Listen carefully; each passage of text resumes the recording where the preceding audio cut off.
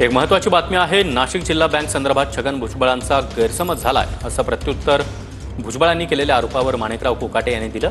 तर माझा नेहमीच गैरसमज होतो, कोकाटेंनी माझा गैरसमज दूर करावा असा टोला भुजबळ यांनी लगावलाय। सर्वपक्षीय सोकॉल्ड नेत्यांनी नाशिक जिल्हा बँक संपवल्याचा आरोप भुजबळ यांनी केला होता।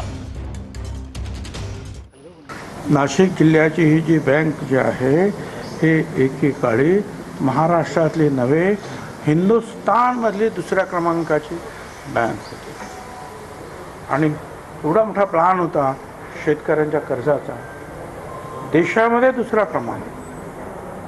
पण आमचे तिकडचे जे आहेत अनेक वेगवेगळे सगळ्या पक्षाच्या जे सोकॉल्ड नेते ह्या सगळ्यांनी मिळून जे आहे ती बँक बुडवून टाकली। कारण त्याची निवडणूक घेऊ नका, कारण ज्यांच्यावर ठपका ठेवलेला आहे त्यांची पोरं तयार आहेत परत निवडणुकीला उभं राहायला। निवडणुका घेऊ नये या मताचा मी सुद्धा आहे। निवडणुका हा बँकेला परवडणाऱ्या नाही नंबर 1। नंबर 2, सर्व पक्षांच्या लोकांनी बँक संपवली वगैरे असे आरोप चुकीचे आहेत। भुजबळांचा कुठेतरी गैरसमज केलेला दिसतोय। असं काही झालेलं नाही। कुठल्याही राजकीय पुढाऱ्याकडे बँकेचं कर्ज येणं नाही, बँक त्यांनी बुडवली असं म्हणता येणार नाही। काही गोष्टीमध्ये चुकीचे निर्णय किंवा अनावश्यक या ठिकाणी कर्ज वाटप या ठिकाणी झालेलं आहे।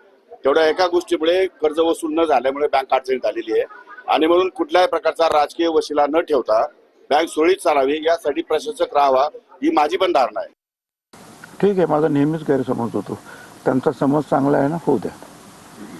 त्यांना म्हणा की अगोदर ही बँक कोणी बुडवली काय त्याची आपल्याला तर माहिती असेल तर सांगा ना, कशा रीतीने बुडवली गेली। ते 1 नंबरची बँक होती महाराष्ट्रातली आणि देशातली 2 नंबरची।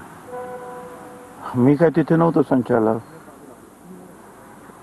त्यामुळे त्याने आता सांगा हो माझा गैरसमज आहे दूर करावा ना त्यांनी।